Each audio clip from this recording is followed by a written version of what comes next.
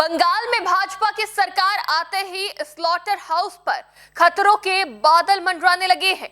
क्या अब बंगाल के लोगों को नॉनवेज खाने के लिए बेलने पड़ेंगे पापड़? नमस्कार, टीवी 24 नेटवर्क देख रहे हैं आप। मैं हूं आपके साथ शिखा मेहरोत्रा। बंगाल में बीजेपी की सरकार आने के बाद से ही स्लॉटर हाउस और नॉनवेज खाने को लेकर हंगामा शुरू हो गया है। लोग पूछ रहे हैं, क्या बंगाल में मांस मछली खाना मुश्किल हो जाएगा? क्या हमें बकरी ईद पर भी मवेशियों की कुर्बानी देने के लिए सरकार से अनुमति लेनी पड़ेगी? असल में चुनाव से पहले मांस मछली को लेकर खूब राजनीति हुई थी। ममता बनर्जी बार बार कह रही थी कि अगर बीजेपी की सरकार आई तो बंगाल में नॉनवेज खाना मुश्किल हो जाएगा। वहीं बीजेपी ने घर घर जाकर मछली बांटी थी, मच्छी भात खाकर दिखाया था कि चिंता की कोई बात नहीं है, बंगालियों को मछली या फिर नॉनवेज खाने से कोई नहीं रोकेगा। बंगाल का सीएम मांस मछली खाने वाला होगा, बंगला बोलने वाला ही होगा। लेकिन अब हालात बदलते नजर आ रहे हैं। बकरीद से ठीक पहले बंगाल सरकार ने एक बड़ा फैसला लिया है।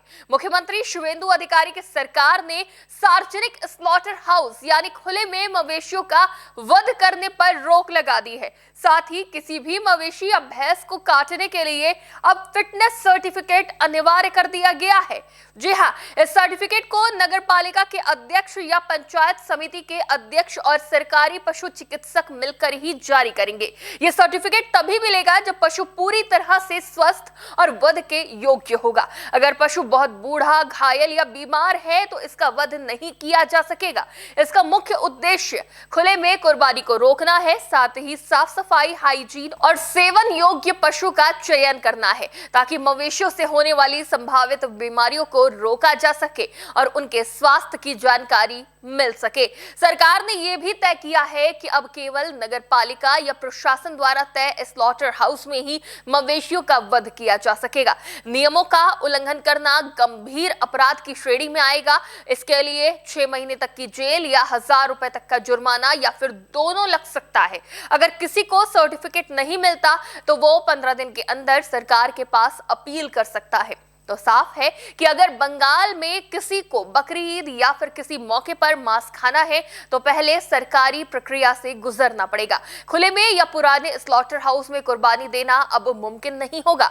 याद रहे कि ममता बनर्जी के 15 साल के शासन के बाद शुवेंदु अधिकारी तेजी से बदलाव कर रहे हैं। 2026 के विधानसभा चुनाव में बीजेपी ने 206 सीटें जीतकर पूरी सत्ता हासिल कर ली है बंगाल की, जबकि तृणमूल कांग्रेस महज 80 सीटों पर सिमट गई। यही वजह है कि अब बंगाल में नई सरकार ने आते ही बड़े बदलाव पर जोर देना शुरू कर दिया है।